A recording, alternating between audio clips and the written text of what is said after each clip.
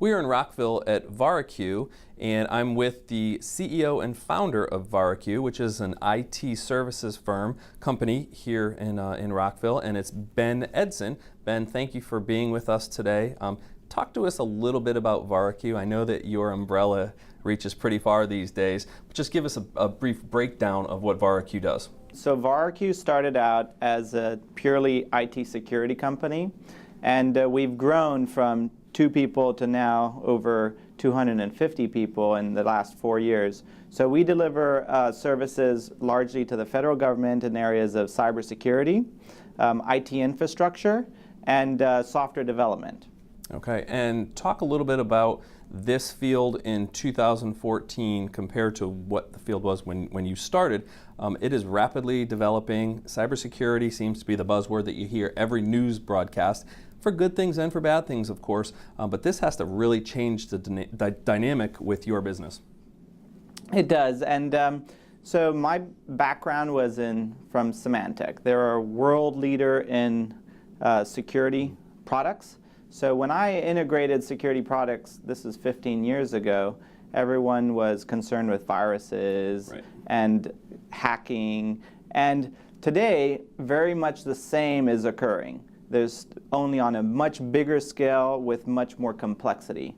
So the challenges that IT and IT security firms like myself face is, how do you solve problems within the security space when the complexities are so much larger, right? We have tablets, we have phones, we have desktops, we have networks, we have people working all over the world, we have social media, we have all these complexities, and so securing each area takes a unique perspective, and that just adds to complexity and makes it very exciting. Okay.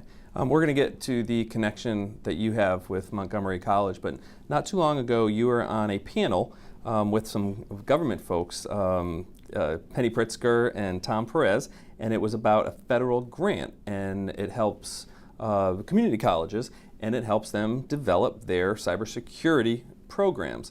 Talk a little bit about how a community college, or you get up into the four-year college, how cybersecurity and this ever-changing dynamic of IT can really connect to the college level. So education in general is are foundational building blocks to becoming a good cybersecurity professional.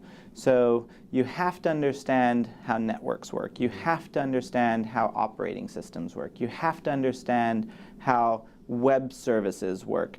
And simply learning on your own is no longer sufficient. So I integrated with community college when I started in community college when I was 24.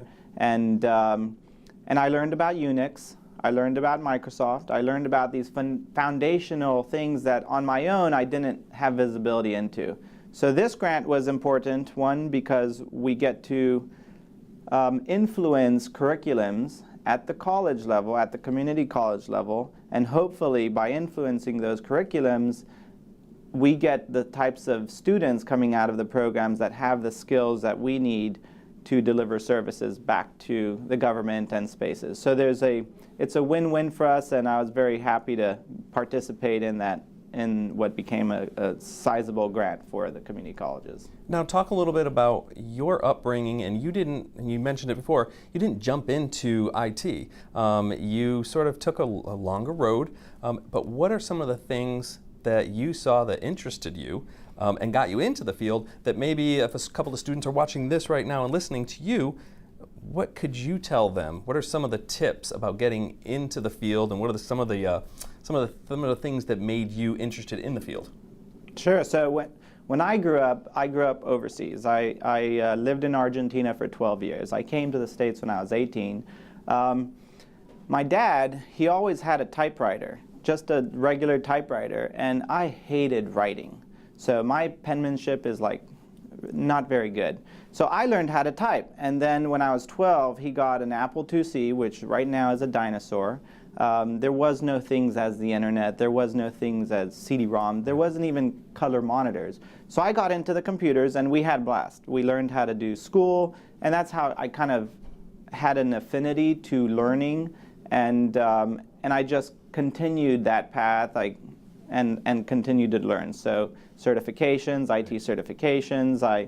I took 3 jobs when I did come to the States when I was 18. I took 3 jobs where I was working 15 hours a day, 7 days a week in potpourri stuffing, and we competed on these lines against other teams. It was minimum wage work, but since I was putting in so many hours, I bought a laptop, $2,600, no CD-ROMs at the time, and that laptop I just continued to learn. So I always had a natural passion for technology, and everything else is just continuing to learn, and now I run a successful company in the Montgomery County area. Well, very good, Ben.